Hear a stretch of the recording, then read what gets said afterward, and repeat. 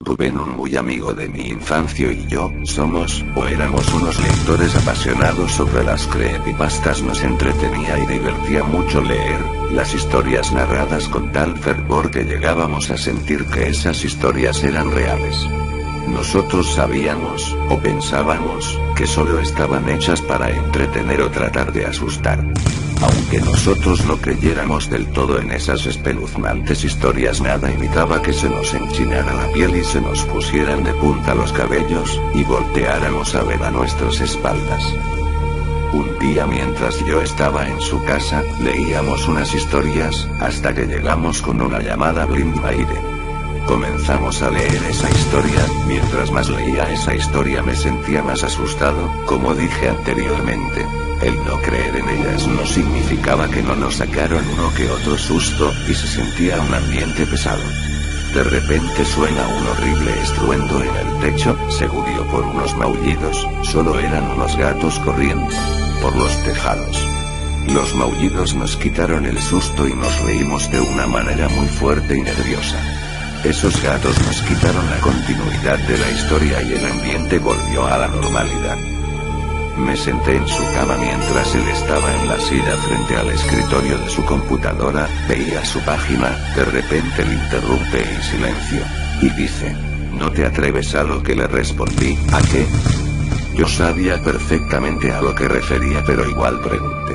Entrar a blindmaiden.com, ¿no te atreves?, dijo él.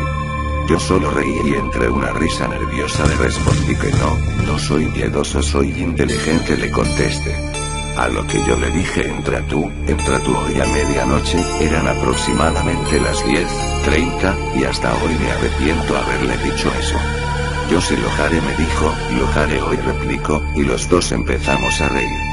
A continuación me despedí para retirarme a mi casa y suerte, le dije en tono burlesco. Al caminar de su casa a la mía, solo a unos cuantos pasos, sentí un aire helado, un frío seco muy extraño para una noche de verano, y vaya que mi ciudad es muy cálida en verano. Lo único extraño no era el clima, sino también noté que esa noche no había luna, desafortunadamente. Al llegar a mi casa me preparé para dormir y fue todo para mí esa noche. Al despertar al otro día recordé que había dejado una película en el DVD driver de la computadora de mi amigo, una película que había rentado y le había pedido me la guardara en un USB. Fui directo a mi laptop, abrí mi MSN y revisé si estaba online para avisarle que me dirigía a su casa. Si estaba online pero no contestaba aunque estaba indisponible, solo le mandé otro mensaje: voy por la película, y me encaminé a su casa. Al llegar y tocar su puerta salió su mamá, a lo cual le pregunté por Rubén. No está, me respondió su mamá, creo se levantó muy temprano porque cuando desperté ya no estaba, creo que iba a ir a pedir trabajo, ella dijo. Le expliqué que había olvidado mi película en su computadora y ella me invitó a pasar por ella. Al entrar a su cuarto noté que su cuarto estaba cual y como estaba anoche. Supuse que se había ido con su primo. Al llegar a su computadora y ver el monitor noté que solo había una página abierta. Si era esa página que piensan, estaba abierta Blind Maiden, aunque la página del explorador decía no se pudo encontrar la página, y todo eso que dice al poner una página no existente, y a continuación me empecé a reír. Noté que el reloj de su computadora estaba exactamente a las 12 de la madrugada, medianoche, entonces paré de reír. Se me hizo un poco extraño pero nada fuera de lo normal. Al tratar de abrir vi el DVD driver, noté que su computadora se había congelado y no respondía el compartimento para CD. Traté de apagar la PC para reiniciarla directamente del botón de encendido de la PC. A lo que tampoco respondía. Me incliné un poco para quitar el cable de la toma de corriente. Al quitarlo noté que la pantalla se quedó unos segundos encendida mostrando el explorador de internet, www.blindmaiden.com en la barra de dirección, y el mensaje no se pudo encontrar la página, lo que me ponía más y más nervioso. De repente se apagó el monitor y el CPU, lo volví a conectar a la corriente y todo parecía normal, hasta que la PC encendió exactamente como estaba antes de apagarla, la maldita misma página. Intenté cerrarla pero seguía congelada la PC y no me respondía nada. Repetí el proceso 2 o 3 veces y no tenía ningún resultado, la PC seguía congelada. Mientras intentaba sacar el compartimento del DVD driver con un desarmador, escuché que su mamá dijo algo desde la cocina, pero muy despacito: es mío. Escuché muy despacito pero tan cerca de mi oído, pensé que su mamá hablaba por teléfono o había llegado visita. Al salir de su cuarto: ¿la conseguiste?, me dijo con una sonrisa. Sí.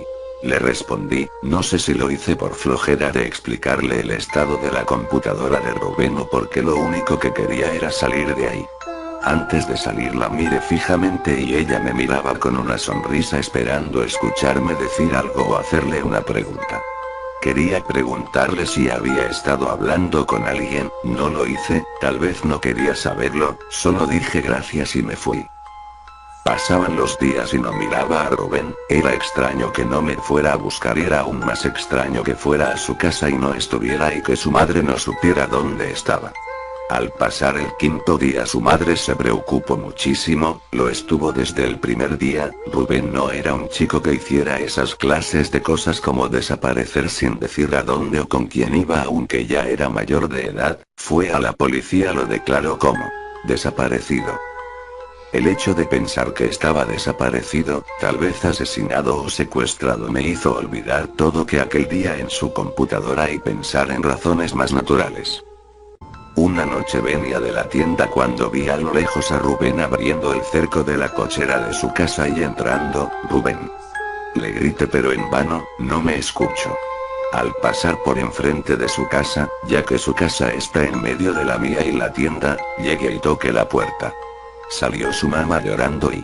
¿Rubén?, pregunté con una voz triste por el estado de su mamá. Aún no se sabe nada de él, me respondió. En ese momento quedé en shock, lo acaba de ver entrar y su madre me decía que no tenía noticias aún de él.